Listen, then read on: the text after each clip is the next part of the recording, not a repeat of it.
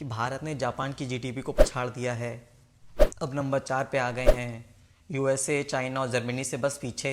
आने वाले 2-3 सालों में हम लोग जर्मनी को पछाड़ देंगे और नंबर 3 पे भी पहुंच जाएंगे। ये सब तो तुमने सुन लिया होगा, थोड़ा सा प्राउड फील हुआ होगा। सिर्फ जीडीपी के आंकड़ों को ना तुम सच्चाई मत समझो। अब ज़मीनी हकीकत थोड़ी सी अलग है। भारत की अर्थव्यवस्था तेज़ी से बढ़ रही है। भारत में जनसंख्या भी युवा है कंपैरेटिवली जापान के। भारत की जो एवरेज एज है वो 29.5 है, मतलब 30 साल की। देश में खपत ज़्यादा हो रही है, सुधार तो हो ही रहे हैं, तो पक्की बात है।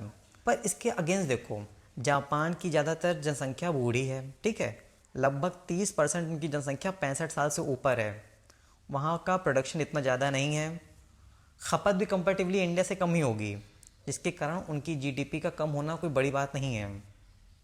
भारत नॉमिनल जीडीपी में जापान से आगे है, लेकिन प्रति व्यक्ति आय जापान के कंपेयर में कहीं टिकती ही नहीं है। भारत को अभी करीब 50 साल लगेंगे जापान के लाइफ स्टाइल के कंपेयर में आने पर।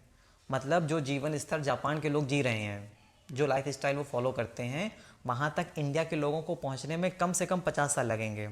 ये जो जीडीपी की तरक्की देख रहे हो ना, एक्चुअल में जो तुम ये तरक्की देख रहे हो वो इसलिए नहीं कि हम बहुत तेज़ी से आगे बढ़ रहे हैं, क्योंकि जापान नीचे जा रहा है। अगर हमें सचमुच में तरक्की करना है तो हमें अपनी विकास दर को 8% से ऊपर कंटिन्यूसली रखना पड़ेगा, जैसे चाइना रख पाया। पर आंकड़े हैं, अब तुम आंकड़ों के हिसाब से अपने आप को शाबाशी देना चाहो तो दे लो। ऐसा नहीं है कि देश तरक्की नहीं कर रहा है, पर ये तरक्की स्थायी है कि नहीं है, ये एक सोचने वाली बात है। अभी लाइफ स्टैंडर्ड की बात कर लो तो हमारा लाइफ स्टैंडर्ड कहीं भी टिकता नहीं है। हम लोगों की प्रति व्यक्ति आय ना अभी अफ्रीका के देशों से भी कम पड़ जाती है। सुनने में अजीब लगता है पर यही सच्चाई है।